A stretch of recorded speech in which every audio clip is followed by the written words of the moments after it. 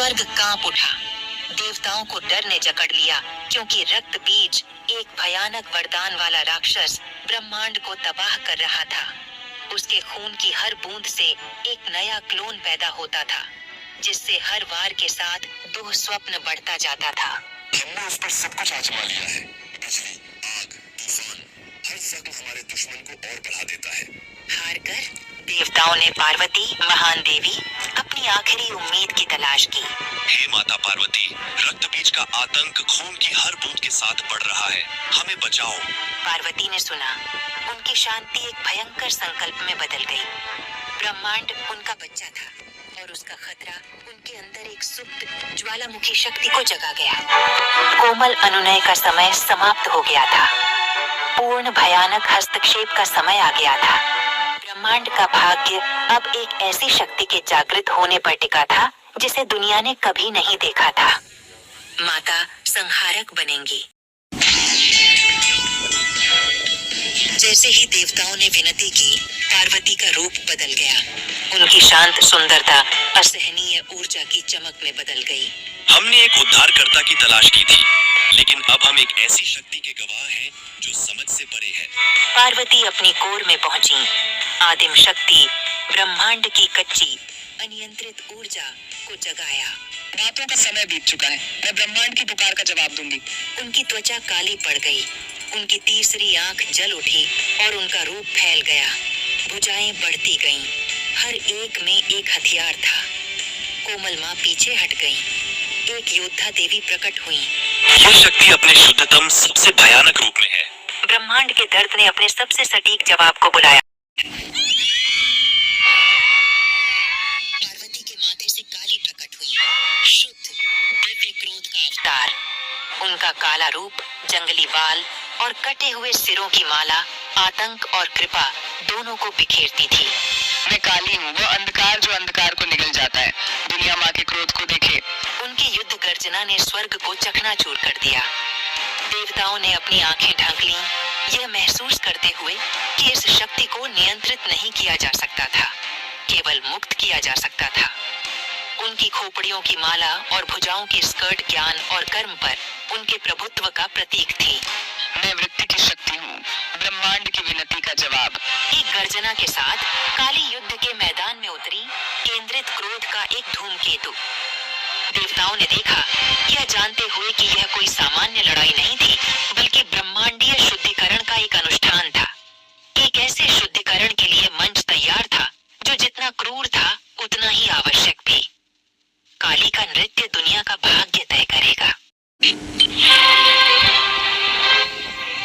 काली के आगमन ने रक्त बीज की सेना को जमा दिया, लेकिन अहंकार वापस आ गया।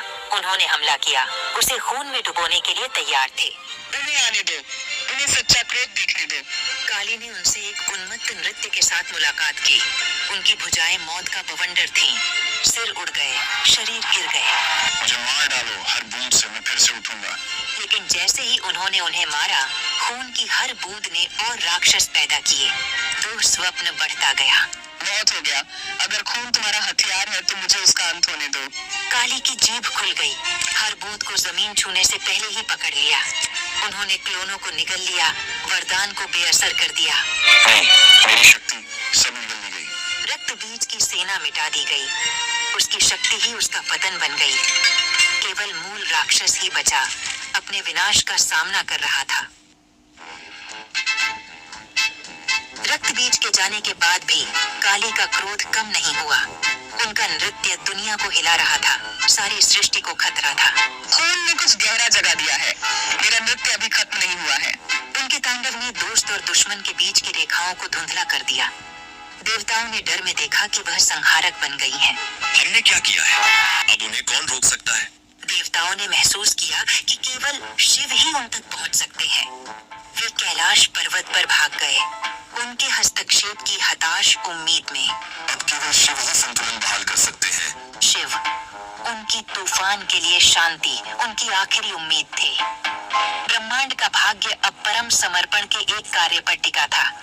काली की शक्ति एक अनियंत्रित तूफान बन गई थी। केवल प्रेम ही उन्हें वापस ला सकता था।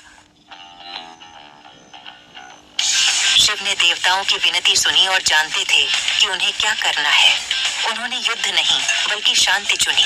उनके क्रोध को जीतना नहीं है बल्कि उसे नियंत्रित करना है। शिव लाशों के बीच लेट गए, अराजकता के बीच शांत नींव बन गए। मृत्यु जारी है, मेरे रास्ते में कुछ भी नहीं आएगा।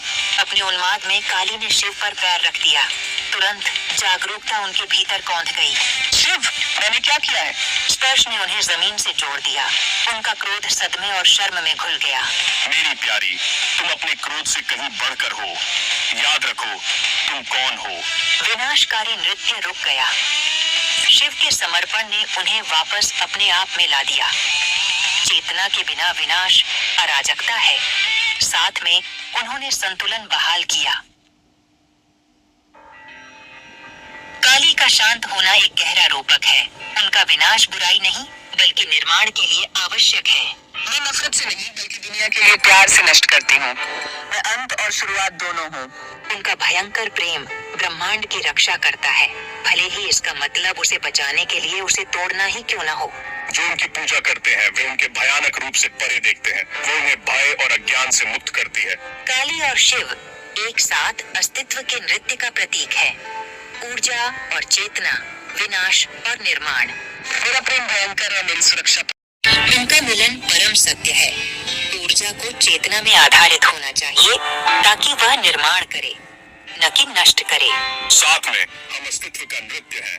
सृष्टि, विनाश और पुनर्जन्म सब एक साथ। काली डार्क मदर हमें याद दिलाती है, हर अंत नए निर्माण की शुरुआत है।